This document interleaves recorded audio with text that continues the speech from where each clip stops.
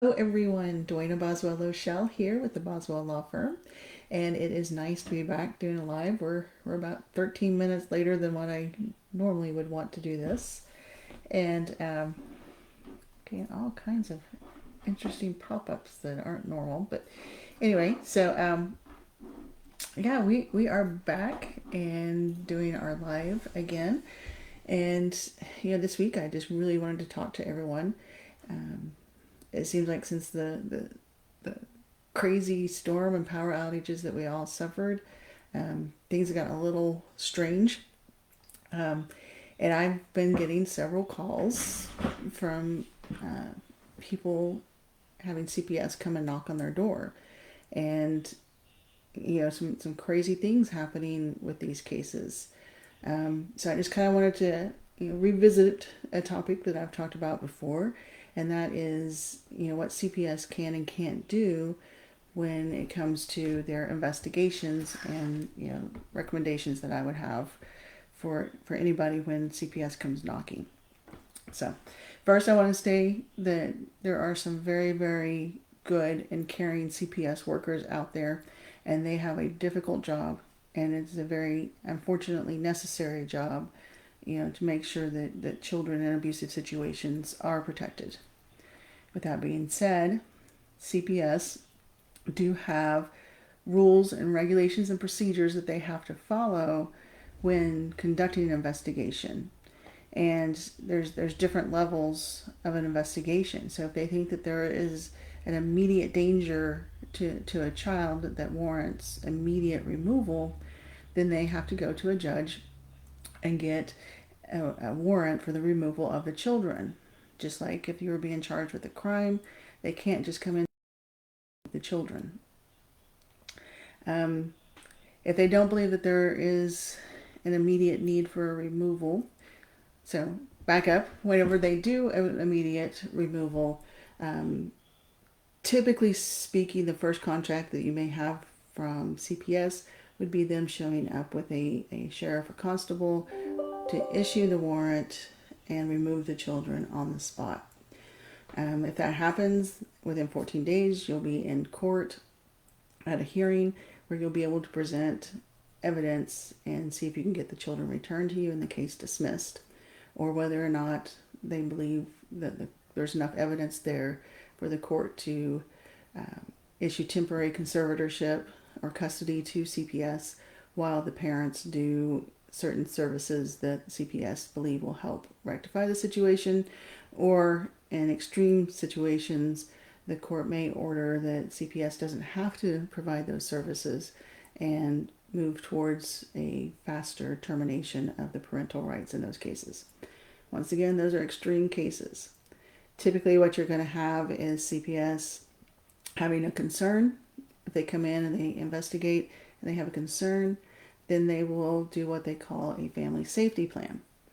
So I would not recommend anybody sign a family safety plan until they discuss what's contained in that plan with an attorney of their choosing. There very often is a statement in there that you agree that you've done something wrong, and if you don't, follow through with the plan and the services that they're recommending, then they can go in and ask for removal of your children at that time. So it's basically a contract with CPS that you're agreeing to do certain things, and it's not always the easiest thing to get those things done. It's therapy, and because a lot of times it relies on third parties, so it may be a process that's very, very long. And generally, they're going to ask the children not be in the home unsupervised with you while the plan is in effect. So you're looking at a long process when you sign that. So you definitely have the right to talk to an attorney.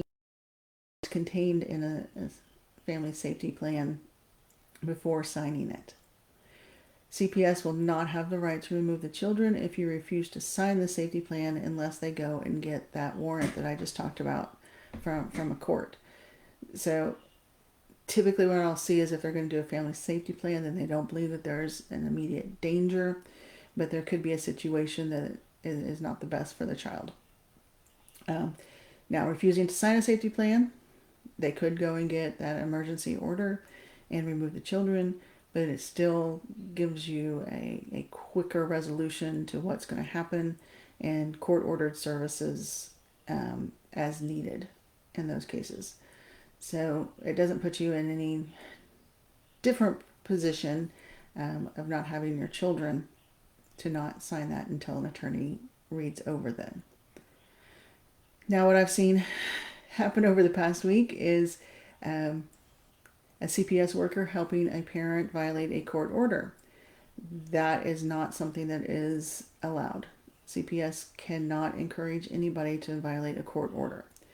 For example, we have the parents have been divorced, and so we have the custody order that's in place, or a SAPSR as we call them, a suit affecting parent-child relationship. And that can be whether they were divorced or not. Any orders where there is possession and access, child support, that sort of thing. So if we have a possession and access order from a court, then CPS cannot violate that order or encourage anyone else to violate that order. They don't have the authority to do so. The only time that that order can be circumvented or gone around is if we get that warrant that I talked about, or they have another court order that basically sets aside the possession and access, or your agreement in a safety plan. So those are the scenarios that allows CPS to basically set aside a possession and access order. Otherwise, if they just come in and they tell one parent that they can't come pick up the kids and tell the other parent who doesn't have a superior right of possession at that time to come get them, then they have violated or helped somebody violate a court order, which is authority as a CPS worker. Complaint with the state when that happens, and there is also a lawsuit that can be brought for interference with possession. So just some things to keep in mind if that should happen. And also if they ever have you come down to the CPS office and keep telling you that you can't leave until you sign some sort of a safety plan, that is also not true unless there is some sort of a warrant situation, as I've talked about. So just know, CPS has their role, but sometimes they're humans, and sometimes they overstep their authority. Just make sure that anytime CPS becomes involved, unless you are presented with, give an attorney a call before you sign anything, and know your rights before you sign any sort of an agreement with CPS or anyone else. That's always a good rule of thumb, is to have somebody review anything before you sign it. So hopefully this is helpful. It's a real quick overview of CPS again. And as always, if you have any questions, you can definitely just shoot me a message on Facebook, or you can send me an email at service@boswelltexaslaw.com, or you can give us a call and set up a free 15-minute consultation, and we'll be happy to answer any questions with no obligation, just to provide some information to you. 832-919-6595. Thanks everyone that tunes in, and I hope this has been helpful, and we will be back here next week. Have a good weekend, everyone.